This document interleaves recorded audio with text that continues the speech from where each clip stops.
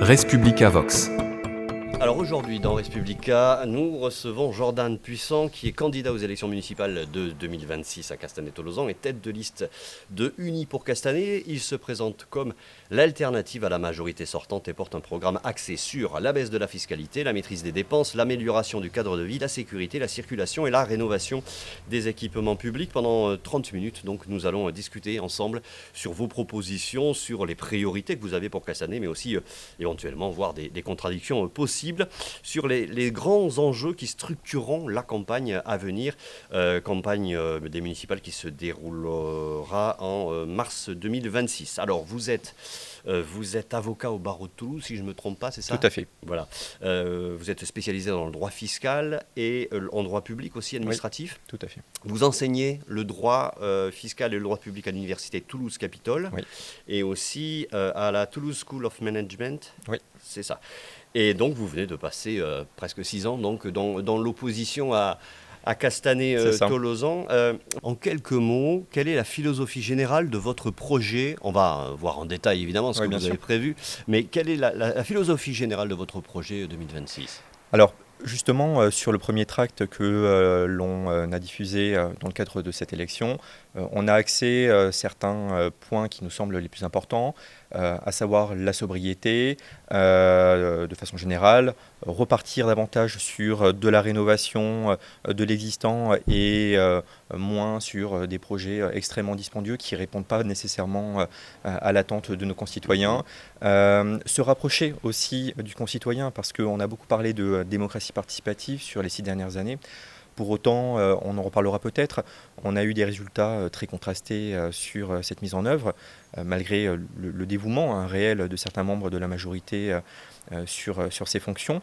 Et donc il faut repartir au contact direct du citoyen pour faire en sorte que les 16 000 habitants presque de Castanet puissent réellement s'exprimer. On a trouvé que sur ces 6 dernières années, on a eu une gouvernance faite de beaucoup d'idéologie et finalement de peu de pragmatisme et donc de peu de contact avec tous les habitants de Castanet. Et je trouve qu'il y a une majorité silencieuse qu'il faut que l'on remobilise. Commençons par cela, même si je n'avais pas prévu ça, c'est pas grave, la démocratie participative, c'est vrai que c'était un enjeu, et puis c'est un leitmotiv de la municipalité, qui ne se cache pas d'être de gauche d'ailleurs, disons-le. Ils ont mis en place un certain nombre de structures, c'est pareil dans d'autres communes, par exemple comme à Ramonville. Voilà, il y a des démarches participatives avec une idée qu'on se fait de la démocratie. Qu'est-ce que vous avez à reprocher sur la façon dont ça a pu se dérouler, et est-ce que c'est quelque chose que vous voulez vous-même mettre en place, ou est-ce que vous ne faites confiance qu'à la démocratie représentative et éventuellement faire peut-être appel à un moment donné à des référendums ? Comment vous voyez ces choses-là ? Alors en fait, il y a deux soucis dans la démocratie participative telle qu'elle a été mise en place à Castanet, mais finalement à Ramonville, c'est à peu près la même chose. La première chose, c'est qu'elle s'est faite à l'encontre de la démocratie représentative. On le constate, à Castanet, il y a beaucoup moins de conseils municipaux que ce qu'il y avait sous les anciens mandats.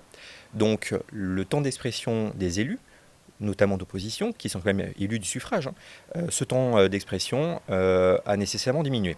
Alors la majorité va nous expliquer, oui, mais vous n'avez qu'à participer aux commissions extra-municipales qu'ils ont mises en œuvre dans le cadre de la démocratie participative, entre autres. Parce qu'il y a aussi des agoras, il y a des commissions sui generis, enfin, il y a plein de choses. Sauf que ce n'est pas tout à fait la même chose, parce qu'en réalité, qu'est-ce que l'on constate ? On constate que ces commissions-là, elles ne vont être occupées toujours par les mêmes personnes, un nombre de personnes extrêmement réduit.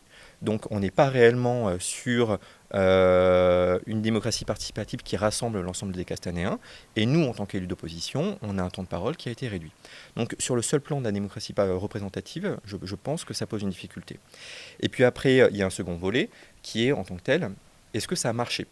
Et là, lorsque l'on regarde le bilan que la majorité fait elle-même des instances qu'elle a mises en œuvre, on voit que ce bilan est très contrasté.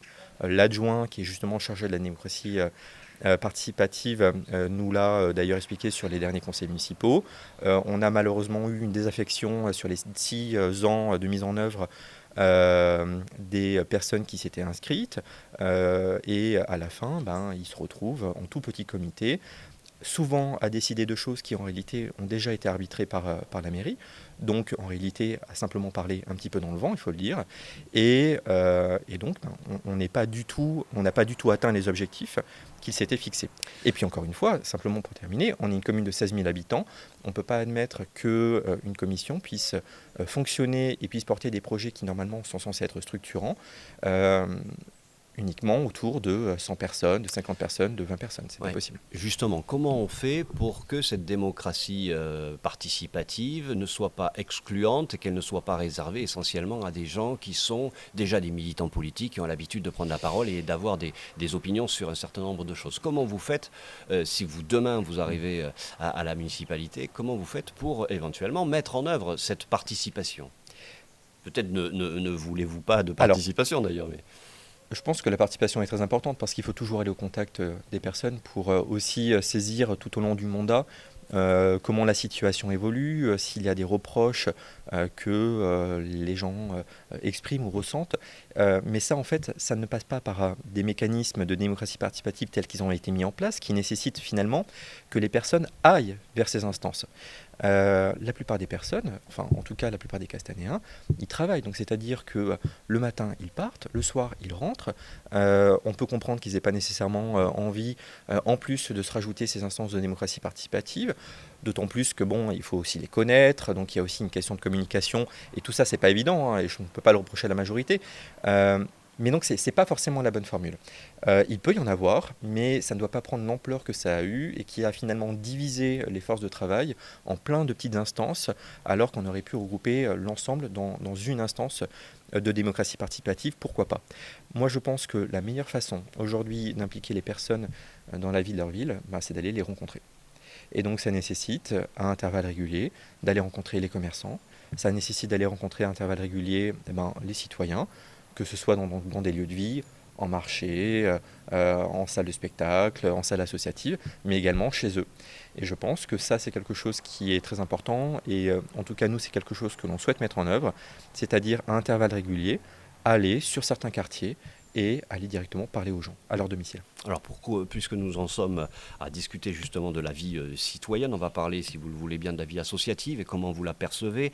Un certain nombre d'acteurs locaux évoquent parfois un entre-soi idéologique dans la gestion de la façon dont sont accompagnées certaines associations par la mairie actuelle. Est-ce que vous partagez ce constat? Et si vous êtes élu, est-ce que vous garantirez une répartition équitable et une attention équitable à toutes les associations? Alors déjà, on peut être fier d'une chose, Castanet est un milieu associatif qui est très riche, très diversifié. Donc il est évident qu'il faut l'accompagner, qu'il faut permettre de le développer. Et ça passe par tout un tas de mesures sur lesquelles on pourra revenir si vous voulez. Effectivement, la majorité, elle a gouverné, elle a accompagné le milieu associatif uniquement à travers un biais idéologique. Donc ça s'est ressenti dès les premières années du mandat municipal, où certaines associations qui n'étaient pas nécessairement pouvaient être présentes, mais n'étaient pas encore nécessairement très structurées au sein de Castanet, ont bénéficié d'un accompagnement beaucoup plus important. Ceci a été complètement justifié en conseil municipal. Ils ont dit, bon écoutez, ça fait partie de nous, de notre politique, donc on le voit comme ça. Le problème, effectivement, c'est qu'il y a un biais idéologique, et puis ça oppose aussi la question du conflit d'intérêts et de l'objectivité des membres de la majorité dans la prise de décision lorsqu'on accorde un local ou lorsqu'on accorde des subventions. Alors ça ne veut pas dire que ces associations ne méritent pas d'exister, bien au contraire, elles portent des projets qui sont très intéressants et qu'il faut évidemment accompagner, mais il faut le faire bien sûr dans le respect de la légalité et puis aussi dans le respect de l'égalité. Donc tenir compte du rôle de chaque association et puis aussi ne pas oublier que certaines associations sont très ouvertes sur la vie de tous les jours de Castanet, que d'autres le sont moins, qu'il faut donc tenir compte de l'importance de ces associations dans la vie de tous les jours pour pouvoir faire des arbitrages financiers ou des arbitrages de salles.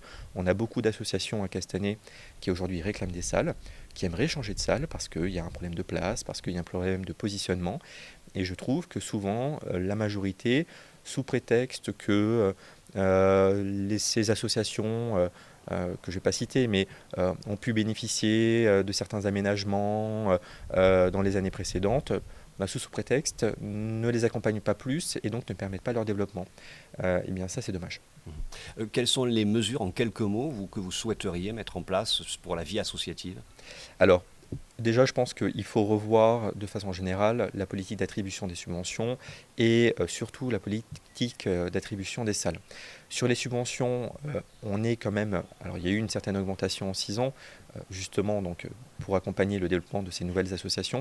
En tant que tel, je pense qu'il va falloir donc rediscuter un petit peu l'ensemble des subventions pour voir s'il n'y a pas aussi la possibilité de faire naître de nouveaux projets. Nous, justement, à travers le porte-à-porte, on s'est rendu compte qu'il y avait un certain nombre de personnes qui souhaitaient lancer de nouveaux types d'associations qui manquent à Castanet, et ça pourrait être aussi intéressant donc, de les accompagner financièrement. Après, on a aussi des associations plus structurantes qui ont déjà des subventions actuellement, parfois des subventions assez importantes, qui souhaitent développer leur activité. Je pense aussi qu'il faut accepter peut-être de donner aussi un peu plus d'argent, même s'ils en ont déjà beaucoup parfois, pour pouvoir tout simplement leur permettre d'accueillir plus de personnes au sein de leurs effectifs. Et puis ensuite rediscuter l'attribution des salles. À Castanet, il y a des points morts où on a un certain nombre de salles qui pourraient servir au milieu associatif, qui malheureusement ne le sont pas vraiment mises à leur disposition. Là justement, il va y avoir la question de l'escambie et du devenir de la salle. Je trouve que la façon dont c'est actuellement organisé n'est pas la bonne façon, parce qu'en priorité, on aurait dû voir si des associations actuelles ont des besoins. Et je peux vous le dire, des associations actuelles nous ont exprimé des besoins, et je pense qu'on pouvait y répondre intelligemment. Alors on va justement, je vais en profiter puisque vous parlez de l'escambille. C'est la conséquence de la mise en œuvre de Castagora, qui est un projet, un des grands projets structurants du mandat actuel, de la majorité actuelle. Quel regard vous portez sur cet espace qui est un espace un peu transversal, hein, où plusieurs structures vont occuper cet espace? Quel regard portez-vous sur ce projet-là, et est-ce qu'il était justifié à vos yeux? Assez rapidement. Alors, dès le début du mandat, on s'est positionné contre ce projet pour des raisons assez simples. Ce projet fait partie, si vous voulez, d'une lignée de socialisme municipal qui nous conduirait à penser qu'il faut intervenir dans tous les domaines. Le problème, c'est qu'aujourd'hui, on n'est plus dans la même situation qu'au début du XXe. On a des finances publiques qui sont beaucoup plus réduites. On a attribué aux municipalités beaucoup de compétences, mais sans les moyens financiers qui vont avec. Et donc aujourd'hui, chaque choix qui est effectué est un choix qui va priver d'autres domaines de la ville de financement nécessaire. Alors, évidemment, la majorité répondra, oui, on a fait un choix politique. Effectivement, c'est un choix politique. Sauf qu'en attendant, les 7 millions d'euros, grosso modo, qui vont être consacrés à ce projet, sont 7 millions d'euros qui ne sont pas consacrés à des équipements existants et qui auraient besoin de rénovation très urgente. Je pense notamment à la piscine municipale, qui est dans un état grave, qui va certes avoir quelques travaux d'urgence qui vont être effectués, mais qui sont loin des dépenses qu'il faudrait réaliser pour pouvoir réellement remettre en état de marche ce fonctionnement, cet équipement. Et nous, c'est ça que nous regrettons, c'est qu'on rajoute un équipement public dont l'utilité n'est pas du tout démontrée, dont on pense que la fréquentation sera décevante, qui va rajouter des charges de fonctionnement extrêmement importantes, qui ont été évaluées à peu près à 600 000 euros par an, c'est-à-dire grosso modo 300 000 euros de personnel et 300 000 euros de frais de fonctionnement, alors qu'il y a plein d'endroits à Castanet qui auraient nécessité de bénéficier de cet argent pour pouvoir tout simplement effectuer des rénovations ou, encore une fois, pour aider certains secteurs d'activité.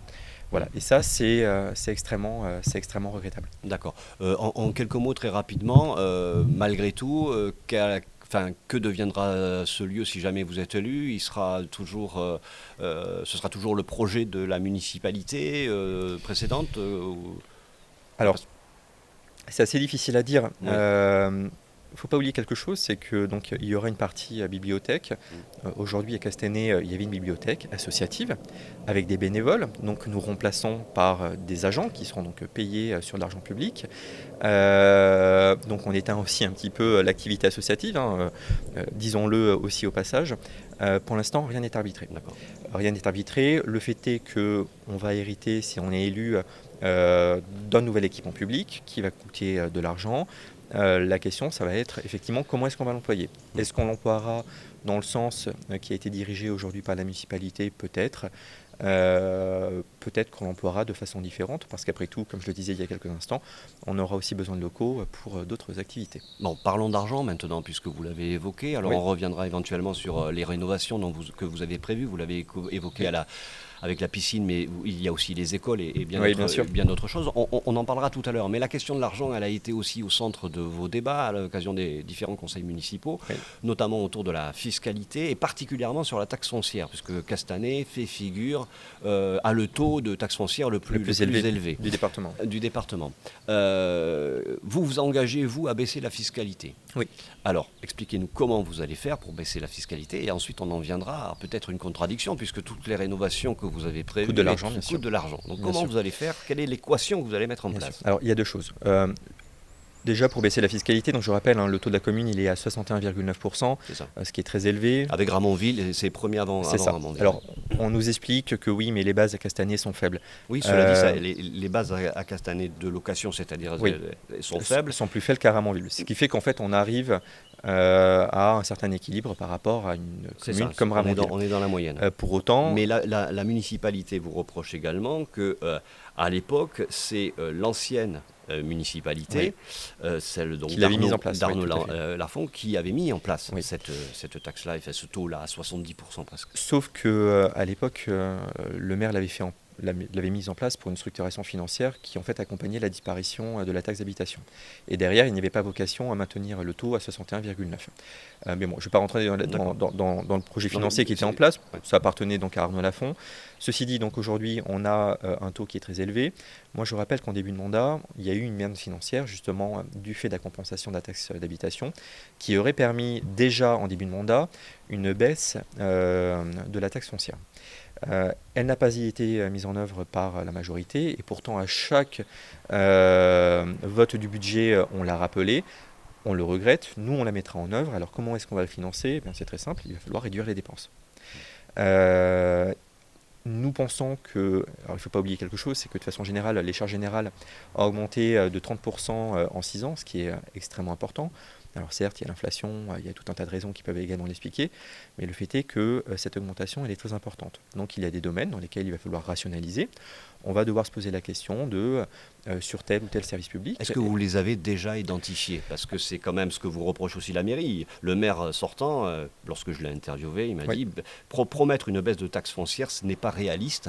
Et il faut trouver justement des économies identifiées et des lignes budgétaires. Est-ce que vous les avez identifiées? Alors, il y a des lignes budgétaires que l'on a identifiées sur certains services qui, à notre sens, ne devraient pas être la priorité d'une municipalité parce qu'en réalité, on devrait être sur des choses qui sont effectuées au titre de l'intercommunalité ou entre plusieurs communes, pas nécessairement dans le cadre de l'intercommunalité, mais en tout cas pas sur la Castanet seule. Et typiquement, par exemple, le lieu hybride, c'est typiquement le genre de dépense qui est extrêmement importante, qui aurait pu être évitée par Castanet, ou en tout état de cause, qui aurait pu être pensée à une échelle intercommunale ou entre plusieurs communes pour pouvoir limiter le coût pour Castanet. Et en fait, il y a plein de petites choses comme ça qui font qu'il y a des marges de manœuvre qui nous permettront déjà dans un premier temps de baisser le taux pour au moins compenser l'augmentation naturelle de la base, qui n'est pas issue de la commune, mais qui est issue du Parlement. Donc déjà commencer par ça, et puis petit à petit, se diriger vers une véritable baisse pour les Castanéens d'ici la fin du mandat. Ce qui fait qu'en fait, nous, notre projet, c'est, nous commençons donc sur les premières années par une baisse qui permet simplement de compenser l'augmentation naturelle des bases, ce qui fait que normalement, à euro constant, les Castanéens paieront la même chose que ce qu'ils paient aujourd'hui. Donc ça signifiera la fin de la hausse mécanique des taxes foncières, ce qui est déjà un bon point. Et puis sur la fin du mandat, lorsque l'on aura donc commencé à avoir les marges de manœuvre financières du fait des économies que l'on va faire, là on pourra donc baisser les taux.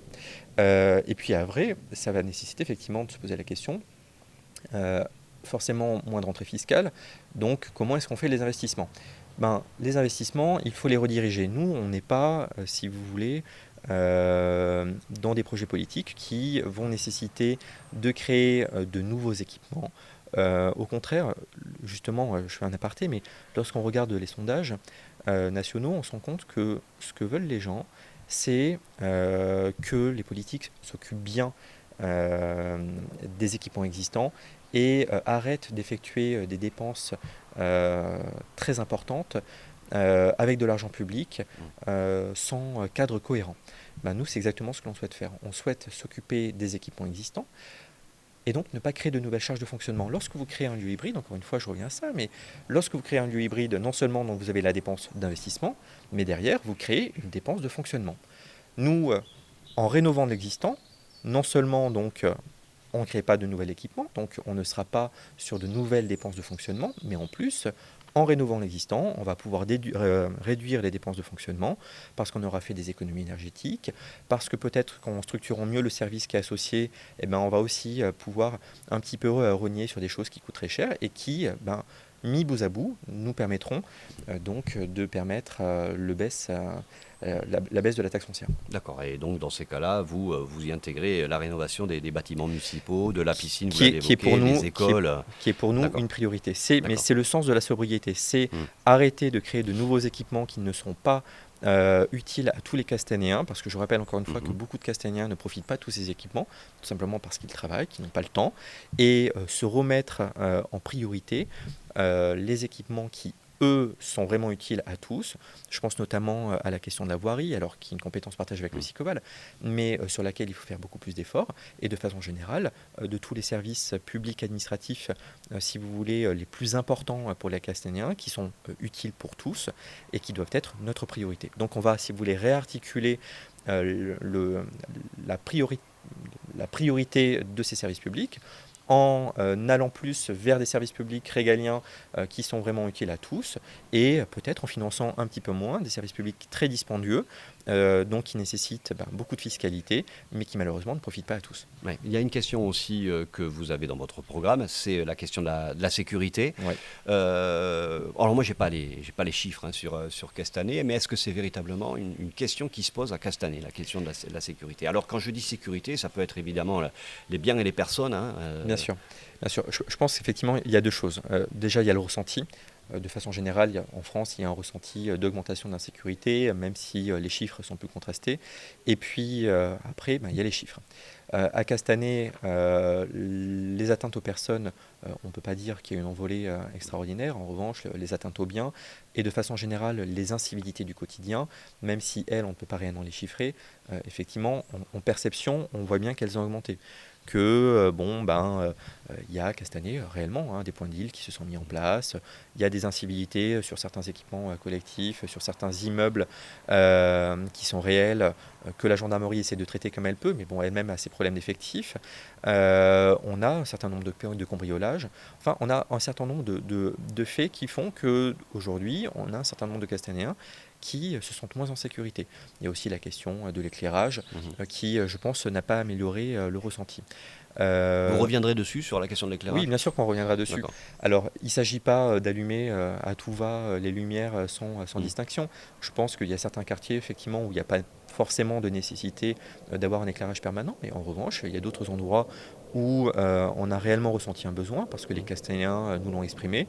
Et sur ces endroits-là, il faudra mettre un système d'éclairage. Alors on peut le faire de façon intelligente.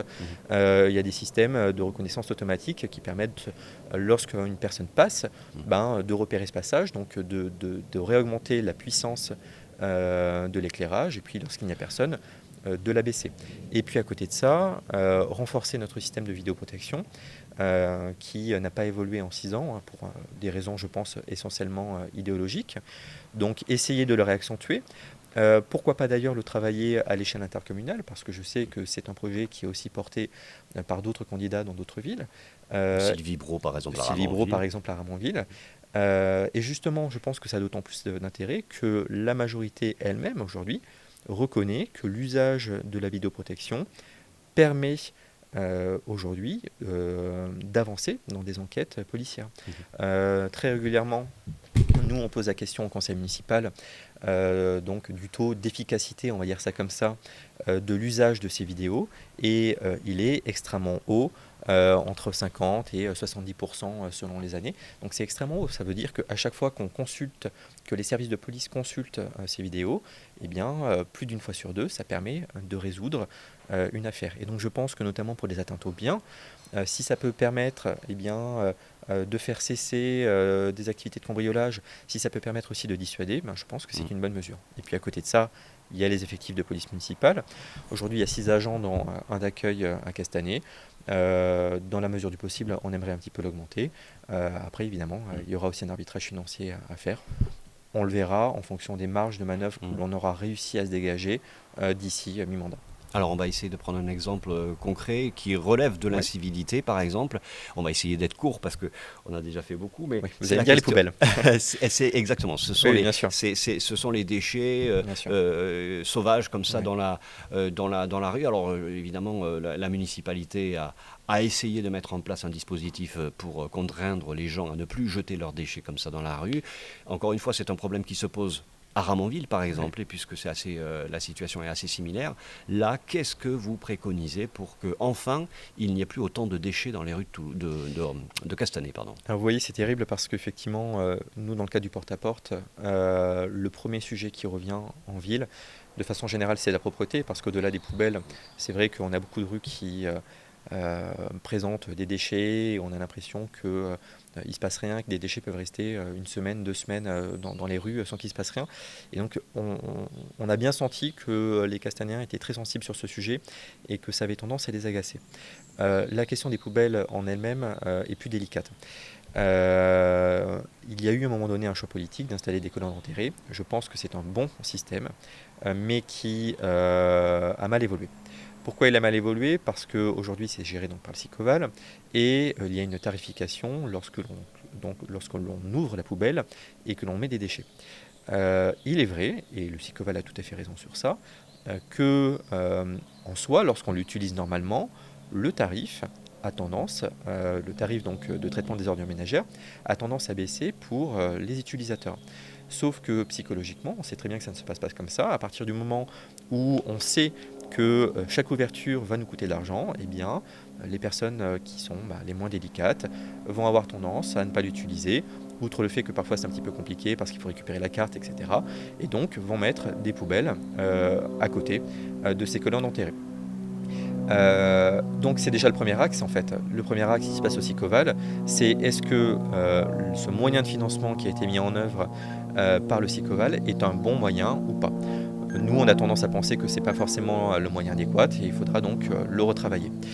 Et ensuite, il y a le second volet qui est, en attendant, il y a des poubelles autour des colonnes enterrées. Qu'est-ce qu'on en fait ? Moi, je pense que le choix qui a été fait par la majorité est un très mauvais choix. La majorité s'est défaussée parce que concrètement, elle remet la responsabilité sur les bailleurs. Donc elle dit, et maintenant elle fait, elle ne prend plus dans l'espace public l'installation de ces colonnes enterrées, elle les laisse dans l'espace privé et elle considère que comme c'est dans l'espace privé, elle n'est pas responsable et c'est le problème des bailleurs. Sauf que les bailleurs, forcément, ils n'agissent pas forcément, les syndicats de copropriété sont un petit peu dépassés par la situation, les bailleurs sociaux encore plus, et donc rien n'évolue et on a des déchets qui s'entassent. Je le vois par exemple à la Ritournelle où c'est vraiment catastrophique pour les personnes qui y habitent, il y a les rats qui s'installent, enfin c'est vraiment un cadre de vie qui n'est pas acceptable. Je pense que la majorité a fait un mauvais choix et je pense que la municipalité doit reprendre en main cette situation. Il faut ne pas hésiter à sévir. Donc c'est-à-dire à prendre son courage à deux mains et en allant voir les dépôts sauvages, en allant voir si on a moyen d'identifier ceux qui font des dépôts sauvages, et puis en sanctionnant ceux qui le font. Donc déjà un peu plus de sévérité, mais ça nécessite bien sûr du suivi. Alors il y a déjà une amende qui est prévue, il y a déjà. Mais faut-il la mettre en œuvre? D'accord. On va parler quand même encore un petit peu du quotidien des Castanéens. C'est la question de la mobilité, de la circulation. Vous visez une circulation plus claire et plus fluide. Quels sont vos objectifs là-dessus? On sait que la question du vélo est compliquée à Castanet. On a vu aussi des piétons avoir des accidents à Castanet. Le stationnement pose aussi problème à Castanet. Très rapidement, sur ces questions-là, qu'est-ce que vous avez prévu et comment est-ce que vous allez aussi remédier à la politique qui a été mise en œuvre, par exemple du 30 km/h et des stationnements payants? Alors, plusieurs sujets. Oui, la première chose, c'est qu'il ne faut pas opposer les modes de transport. En réalité, ce qui est important, c'est l'intermobilité, c'est permettre aux Castanéens d'utiliser le moyen de transport qui est le plus utile à leur usage. Je ne pense pas que la politique qui consiste à presque discriminer l'usage de la voiture soit une bonne politique, parce qu'il y a des personnes qui ont besoin d'utiliser la voiture. Parce que souvent, et nous c'est ce qui nous est rapporté, vous avez le père de famille ou la mère de famille qui le matin doit déposer les 3 enfants, qui dans la foulée va rejoindre son lieu de travail qui peut être très éloigné de Castanet. Il y a beaucoup de personnes qui travaillent à Colomiers, qui travaillent à Blagnac, où concrètement l'usage du vélo il n'est pas toujours possible, que c'est compliqué. Donc c'est pas forcément le moyen de transport qui est adapté à tous. Donc je pense qu'il faut également écouter ces personnes-là et arrêter de mettre en œuvre une politique qui va consister à bloquer certaines rues, à les mettre à sens unique, à compliquer la vie de ceux qui utilisent la voiture. Tout ça pour permettre un usage facilité du vélo dont on ne sait même pas si réellement il est vraiment utile et s'il facilite vraiment la vie des cyclistes. Je pense qu'il faut bien identifier en fait des axes de circulation. Il y a certains endroits où l'usage de la voiture est indispensable et il faut permettre aux Castanéens de pouvoir quitter facilement la ville pour qu'ils puissent rejoindre leur lieu de travail, notamment lorsqu'il est éloigné de Castanet. Mais pour autant, ça ne signifie pas qu'il ne faut rien faire pour le vélo. Évidemment, nous, on continuera à accompagner le développement des pistes cyclables, mais là où c'est nécessaire. Donc, il y a un certain nombre de rues à Castanet qui ont été passées à sens unique justement pour permettre l'installation de pistes de vélo. Je ne pense pas nécessairement que ce soit nécessaire.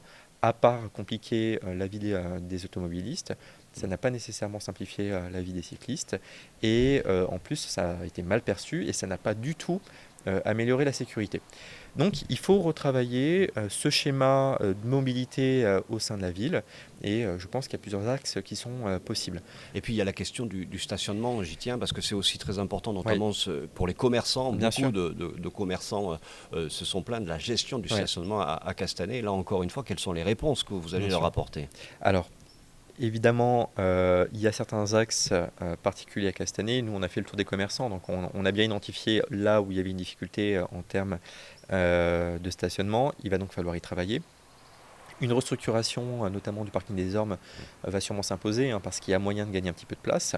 Mais il va falloir aussi penser à comment est-ce qu'on conserve les places qui sont actuellement existantes.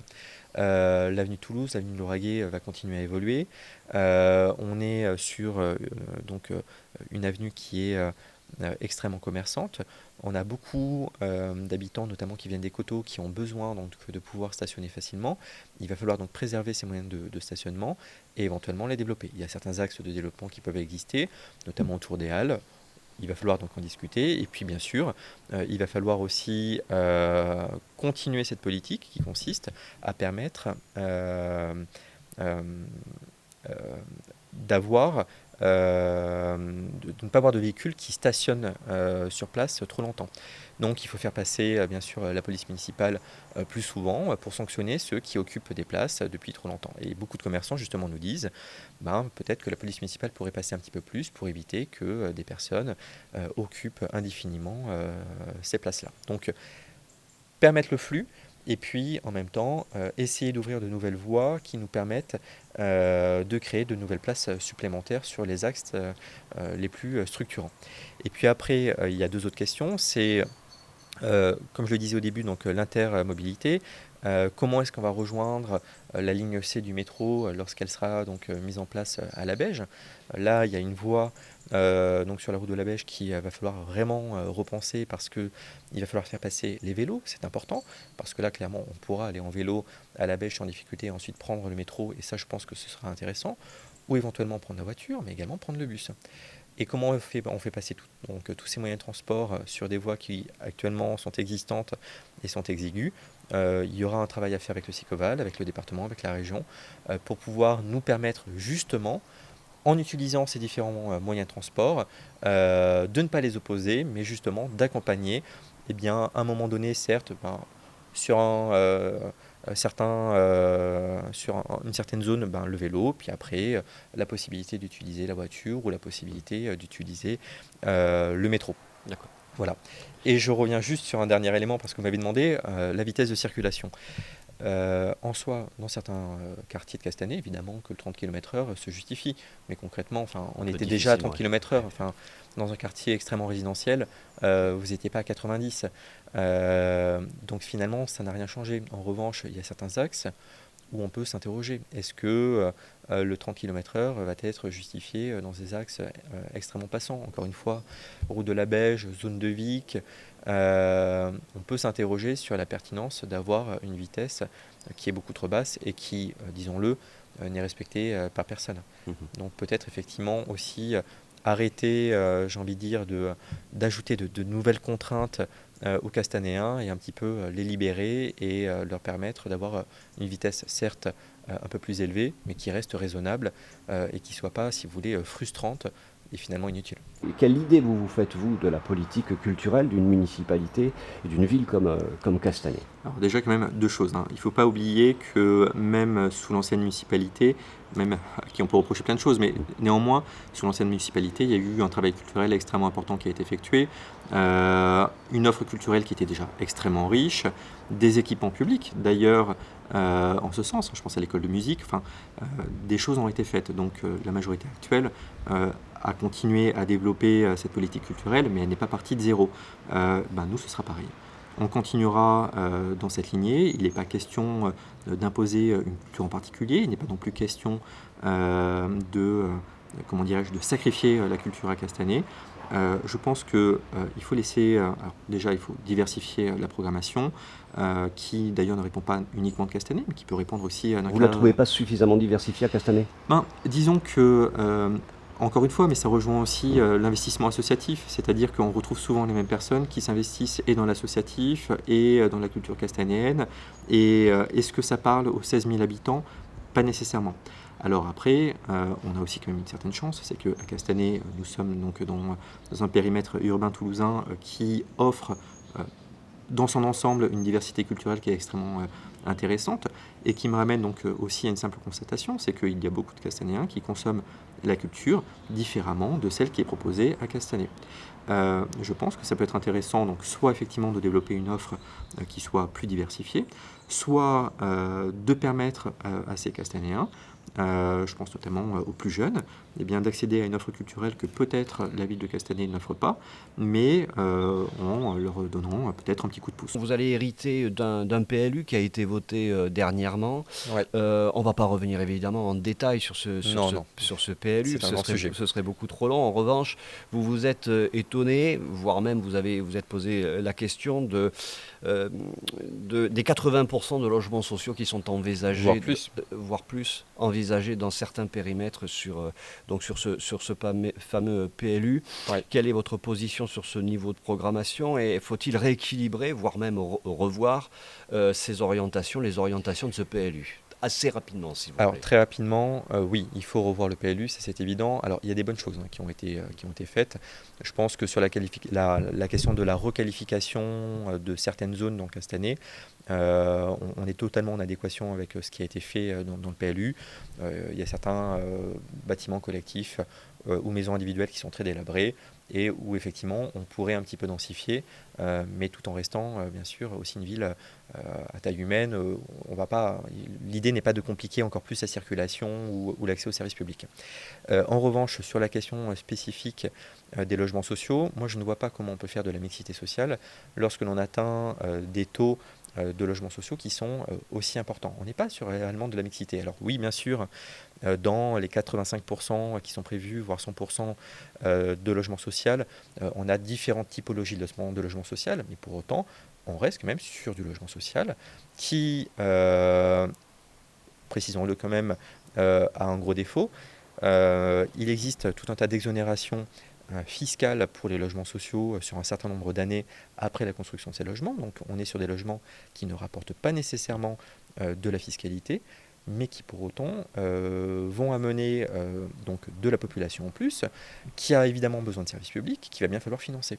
Donc comment est-ce qu'on répond à cette équation entre plus de dépenses parce que des services publics plus sollicités et en même temps une fiscalité qui ne va pas progresser parce qu'on n'est que sur des logements sociaux, évidemment à un moment donné ça peut bloquer. Donc on n'est évidemment pas sur un projet politique qui est soutenable et je ne pense pas non plus qu'on soit sur un projet politique qui soit enviable à partir du moment où on n'est pas réellement sur une véritable mixité et donc on reviendra évidemment sur ces critères-là. Alors évidemment on va nous dire oui mais aujourd'hui Castanet n'a pas assez de logements sociaux.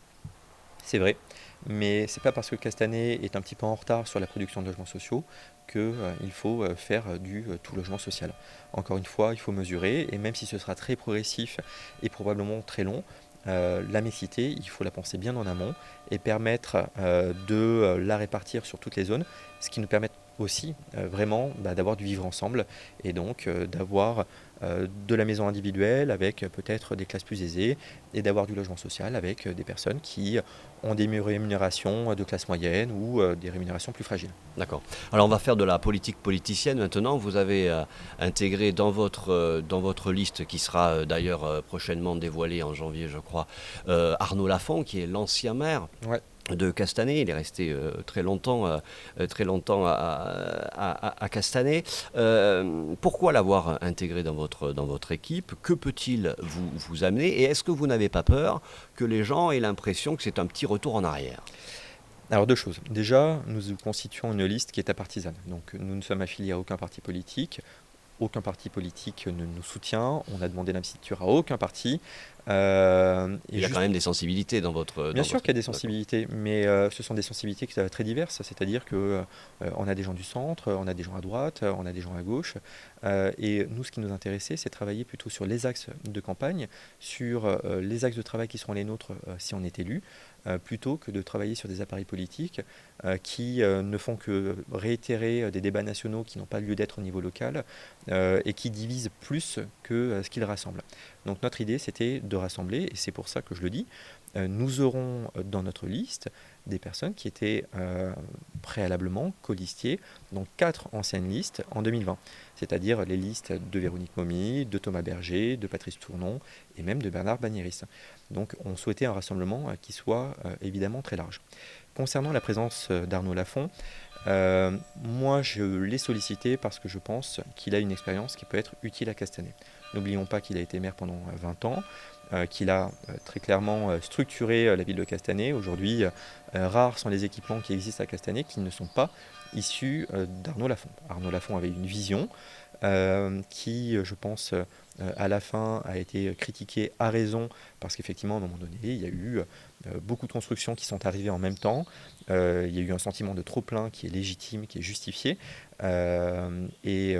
Très clairement, je pense que Arnaud Lafont, et vous pourrez l'interroger si vous le souhaitez, a bien conscience que ça a été trop loin.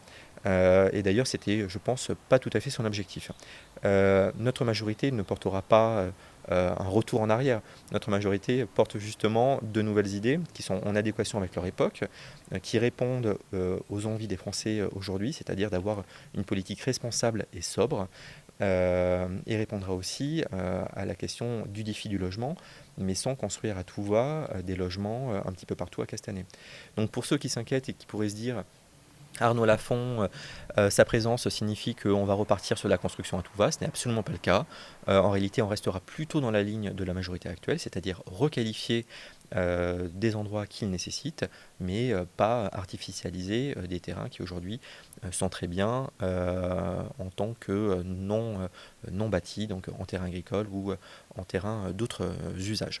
Donc ça, c'est la première chose. Et puis deuxième chose, sur la question de pourquoi Arnaud Lafont, en dehors de ça, c'est un homme d'expérience qui a été élu pendant 20 ans, qui sera d'un appui, je pense, utile pour la ville, mais même au-delà de la ville, pour le travail intercommunal, parce qu'aujourd'hui les communes s'inscrivent dans un cadre intercommunal qu'il faut prendre en compte. Et je pense que dans ce cadre-là, il sera un atout. Arnaud Lafont ne sera pas un maire bis, ne sera pas le maire. On verra les responsabilités qu'il occupera, s'il en occupe.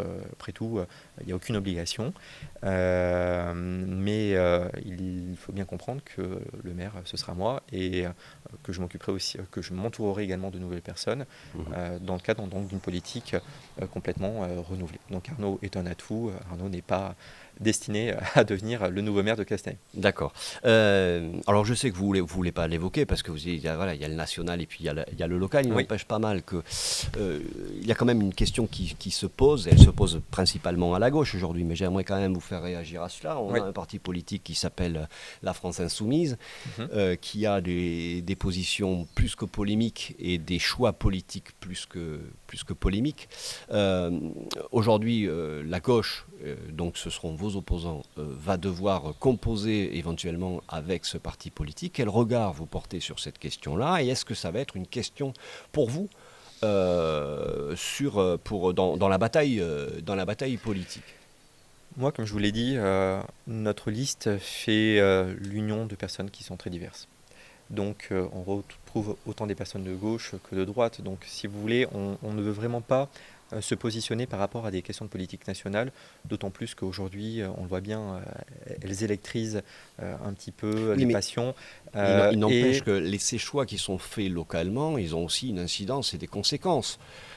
Lorsque vous avez quand même des gens, par exemple, de la France Insoumise à la municipalité, je vais prendre Ramonville par exemple, vous pouvez vous retrouver avec le drapeau palestinien sur la façade. Bien sûr. Vous pouvez avoir des propos qui divisent justement les populations qui sont dans ces communes-là. Donc c'est pas un sujet secondaire localement, je veux dire. Oui, bien sûr. Mais vous savez, à Castanet, c'est exactement la même chose. On l'a bien constaté en 6 ans, que forcément vous avez une alliance entre LFI, PS, Génération, les écologistes, etc. Donc c'est une alliance qui est évidemment très fragile parce qu'ils se sont constitués sur des sujets de politique nationale. Donc très régulièrement, même à Castanet, la politique nationale a pu revenir dans les débats municipaux. Par exemple, je pense à des vœux qui ont été effectués complètement illégaux d'ailleurs et censurés par le tribunal administratif. Mais je pense également à d'autres sujets plus terre à terre, par exemple l'ouverture des commerces le dimanche, notamment de certaines grandes surfaces, où on a bien senti qu'il y avait des cristallisations politiques sur ce sujet.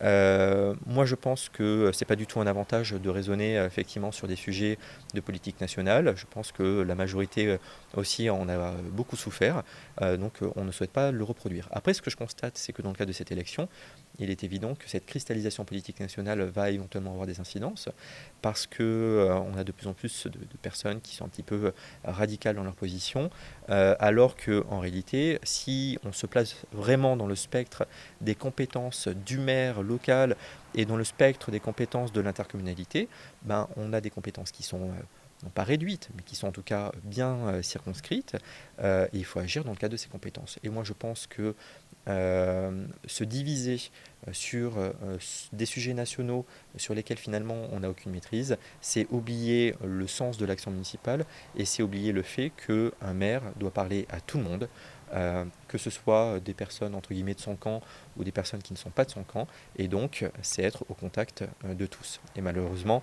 la majorité, ça n'a pas été le cas parce qu'elle a gouverné par idéologie, et donc elle a oublié aussi qu'il y a une opposition, mais au-delà de l'opposition, il y a des personnes qui, sans être d'affinité idéologique avec cette majorité, ont des choses à dire pour faire évoluer en bien la ville de Castanet. D'accord, dernière question. Pourquoi les Castanéens devraient-ils vous faire confiance en 2026 ? Tout simplement parce que, alors, déjà à titre personnel, mais également avec d'autres élus, on est très investi sur la ville de Castanet. Ça fait 6 ans qu'on est élu, ce qui nous permet d'acquérir effectivement une certaine expérience. On aura aussi dans notre liste des élus d'anciennes municipalités, ce qui bien sûr apporte de l'expérience. Et puis au-delà de ça, je pense que nous correspondons aujourd'hui à ce qui est réellement attendu par les Castanéens. Et puis d'ailleurs, au regard des sondages d'opinion, par ce qui est attendu de façon générale par les Français, c'est-à-dire replacer l'action municipale en adéquation avec les réels besoins qui sont exprimés par les personnes. On n'est pas là pour intervenir sur tout, on n'est pas là pour encore plus ajouter de pression fiscale à des personnes qui se sont déjà étranglées, on est là pour apporter de la raison, de la sobriété dans l'action municipale. Alors ça ne veut pas dire qu'on aura un mandat terne, bien au contraire, il y a plein de choses à développer dans le milieu associatif, dans l'événementiel, au contact avec la population, mais pour autant, on n'oubliera jamais que derrière, nous avons des contribuables, nous avons des citoyens qui souhaitent que les politiques arrêtent de s'investir dans des sujets extrêmement dispendieux et qui ne servent qu'à une minorité et qui souhaitent pouvoir bénéficier de services publics qui fonctionnent, mais services publics de base, qui puissent bénéficier d'équipements qui fonctionnent et qui servent à tous. Et en fait, c'est ça notre priorité, c'est nous recoller avec les aspirations de l'ensemble des Castanéens. Res Publica Vox.